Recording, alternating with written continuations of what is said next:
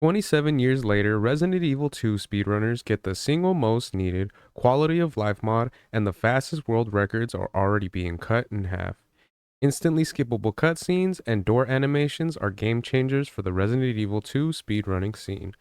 So I seen this article and I figured it was something that was pretty cool, especially considering that, Resident Evil 2 is such a great game. And I think I've done a Resident Evil video every day this week. So I figured, why not end the week off with another one at least. So I wanted to go over this. Some of the stuff I think is pretty cool. There's some other stuff that I'm kind of like, I kind of don't know how I feel about that. So we'll go ahead and get into it and then just check out the article that we got here. So, Resident Evil 2 speedrunners are absolutely shattering all of the game's fastest world records now that the game changing mod lets you instantly skip all cutscenes and door animations. So, this is kind of where I have a little bit of a weird one right here. So, being able to skip the cutscenes, I feel like that's not necessarily a bad thing, especially considering that with a lot of the older games, there were a lot of games out there that you would play where you couldn't skip the cutscenes. I recently played Star Fox Adventure, and one of the things I hated about that game was the fact that there were so many cutscenes that you would go through that you couldn't skip. You had to sit there and watch the whole thing. So there was a few times where the disc that I have for that game, it was a little bit messed up. So it would either mess up on the GameCube, so I'd have to restart the game itself, and then I would save usually right before like a cutscene or something, but you'd have to watch the whole thing all over again. So the fact that they decided to take that off of the Resident Evil 2 game, I figured that wasn't so bad necessarily. For me, the thing that I kind of have a little bit of an issue with is the skipping of the door scenes. Yeah, I know it's one of those things that it makes it a lot easier for players to get through faster and everything like that. But for me, especially growing up with the Resident Evil games, I feel like seeing those door cutscenes was an integral part of the game and the experience you had. I remember thinking to myself when I was younger, like, why does it show every single door that you go through like that? That's so stupid. That's not, they should change that. But being like so many years later, I'm like, you know what? That's Resident Evil, like old school Resident Evil. So seeing that they have that as something that you can just skip, I don't know. I feel like that's a little bit weird for me. But at the same time, I also do feel like I've seen that before as a mod where you could skip those if you wanted to. So the fact that they're kind of taking those into consideration to be able to beat like the world records, that's where it's a little bit weird for me on that end.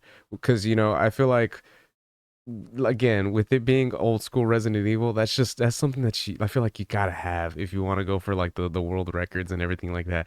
I mean, cutscenes I can see as being skippable, but for me the door scenes, I'm like, I feel like those should be included. But that's just me. I mean, it's not necessarily a big deal or anything like that. So I'm going to continue on. So the Resident Evil 2 door and cutscene skip mod, courtesy of Restville Nemesis 30, does pretty much exactly what it says on the tin.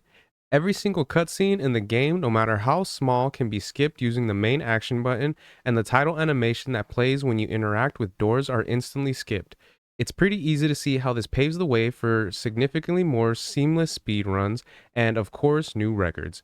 And yeah, like I said, it is a little bit weird that they're cutting the door skips out, and I don't really necessarily have an issue with the cutscenes, but the fact that they're getting more world records, it is still pretty cool to kind of see that, because at that point you got to wonder like what world records are people going to be able to get to now, and how much time is going to be cut out with them being able to skip the cutscenes and the door animations. So be gone doors, be gone cutscenes. 27 years later, this mod for the Source Next version brings the single most needed QOL features for the vanilla game. The modder says it allows you to finally enjoy your favorite game without having to see your RTX 6090 struggle with a 20 kilobyte file, or watching Annette or Irons narrate their dramatic childhood. Yeah, seriously. So that is pretty crazy when you think about it, is the fact that 200 kilobytes are files that, is just for the game itself, of just cutscenes and door animations. That's actually pretty interesting when you think about it, of how much, I mean, it's not the most in amount of, file work and everything like that in the game, but the fact that it has that much just for those two is kind of a trip when you think about it. So it's pretty funny.